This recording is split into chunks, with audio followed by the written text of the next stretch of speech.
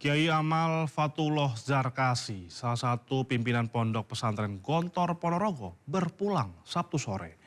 Sebelumnya, Kiai pondok pesantren terbesar di Indonesia ini sempat menjalani perawatan di rumah sakit.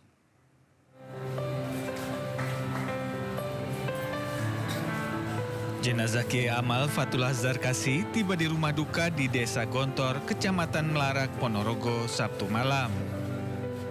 Sang Kiai meninggal saat menjalani perawatan di rumah sakit di Solo pada Sabtu siang. Setiba di rumah duka, sejumlah pelayat dari warga sekitar dan tokoh nasional diantaranya Din Samsudin juga hadir. Semasa hidupnya, Kiai Amal menjadi pengasuh Pondok Pesantren Gontor sekaligus menjadi rektor Universitas Darussalam Gontor. Beliau juga salah satu penggagas lahirnya Undang-Undang Pesantren yang mengakui pendidikan pesantren setara dengan pendidikan umum. Beliau adalah pimpinan pondok kelima, maksudnya periode kelima, dan beliau mempunyai perhatian yang sangat besar terhadap universitas. Ini menunjukkan satu kemajuan bahwa pesantren-pesantren sekarang sudah mulai memikirkan tingkat perguruan tinggi karena SDM bangsa ini memerlukan SDM keluaran dari universitas.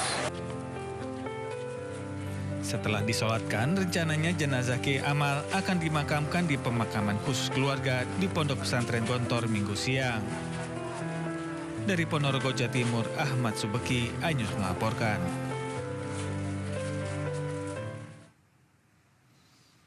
Ya pemirsa, saat libur Natal dan Tahun Baru, wisatawan ramai berkunjung ke Taman Mini Indonesia Indah di Jakarta Timur. Pasca Tahun Baru, wisatawan masih ramai menghabiskan liburan di destinasi wisata favorit di Jakarta ini. Taman Mini ramai pengunjung.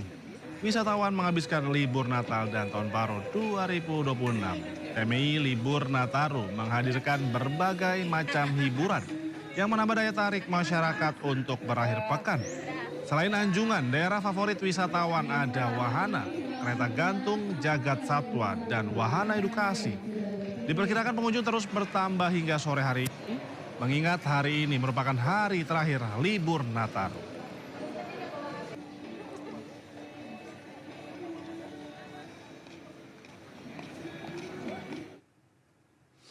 Dan untuk mengetahui kondisi pengunjung di lokasi wisata Taman Mini Indonesia Indah, Jakarta Timur, sudah ada rekan kami Ahmad Moharlin. Ya Moharlin, apakah lokasi wisata TMI masih dipadati pengunjung pada hari ini? Silakan laporan Anda, Moharlin.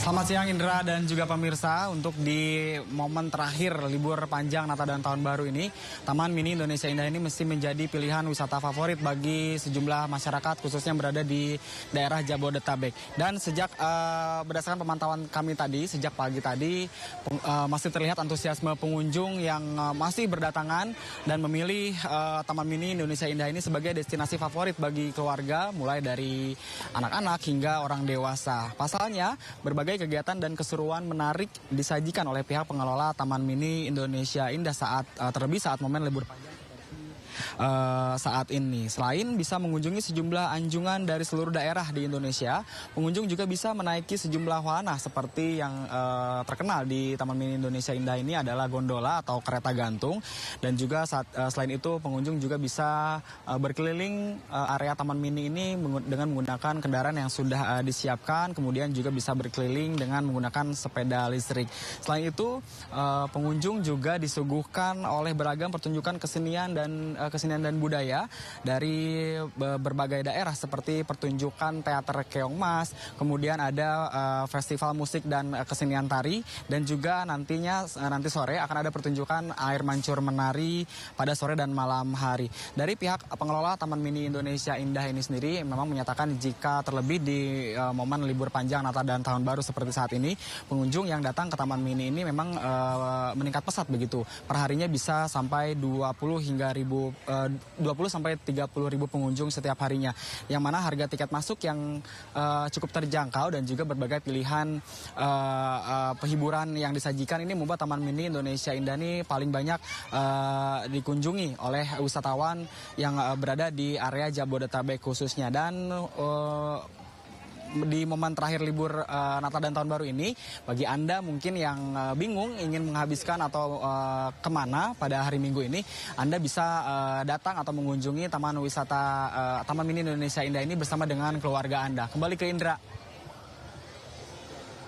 Baik, terima kasih Muharlin atas laporannya. Selamat bertugas kembali, Muharlin. Kita ke informasi lainnya pemirsa, Menteri HAM Natalius Pigai angkat bicara terhadap teror yang dialami sejumlah influencer dan mengkritik penanganan bencana di Sumatera. Selain minta polisi usut tuntas, Pigai ingatkan para influencer tak melakukan framing kepada pemerintah sebagai pelaku teror.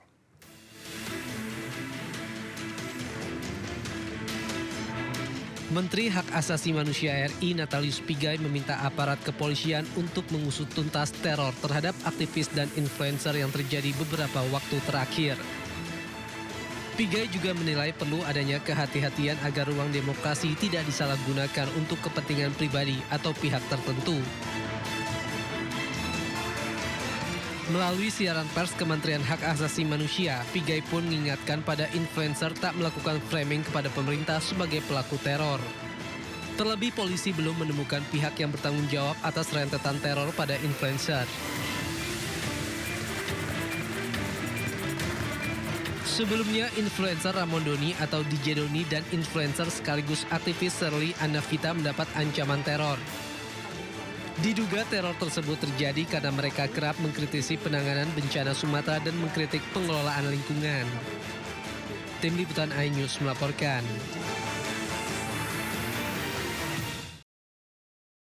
Guru Besar Fakultas Hukum Universitas Gadjah Mada, Zainal Arifin Muhtar, mengaku mendapat teror dari orang tak dikenal.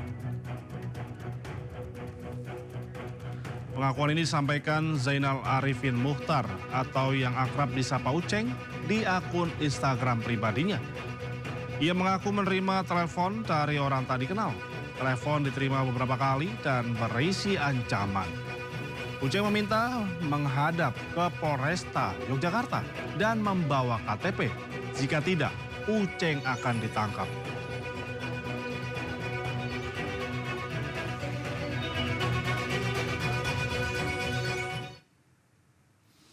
Tersangka kasus ijazah Jokowi, Roy Suryo, mendukung langkah Partai Demokrat melayangkan somasi kepada akun media sosial yang mengkaitkan nama SBY di balik isu ijazah Jokowi.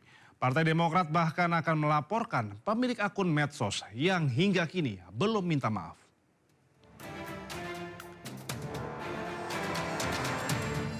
Tersangka kasus ijazah Jokowi Roy Suryo mendukung langkah Partai Demokrat melakukan somasi kepada sejumlah pihak yang dinilai memfitnah Ketua Majelis Tinggi Partai Demokrat Susilo Bambang Yudhoyono. Roy menyebut meski sudah bukan bagian dari partai berlambang Mercy itu, ia menghormati langkah hukum Partai Demokrat.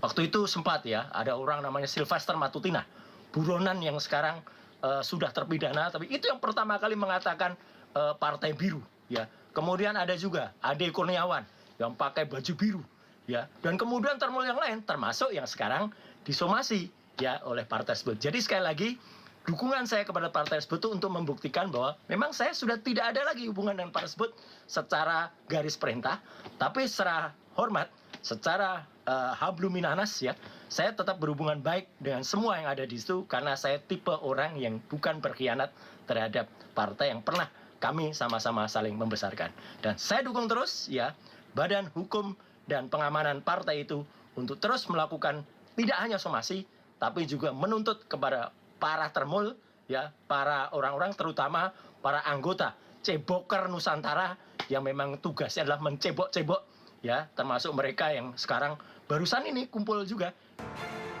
Sebelumnya, Partai Demokrat melayangkan somasi terhadap sejumlah akun media sosial. Langkah hukum ini diambil usai beredar tudingan yang menyebut Susilo Bambang Yudhoyono sebagai dalang kasus ijazah palsu Presiden ke-7 RI Joko Widodo. Salah satu pemilik akun, Sudiro Wibudius M. Piliang, bahkan akan dilaporkan ke polisi karena belum meminta maaf usai disomasi. Tim Liputan iNews melaporkan.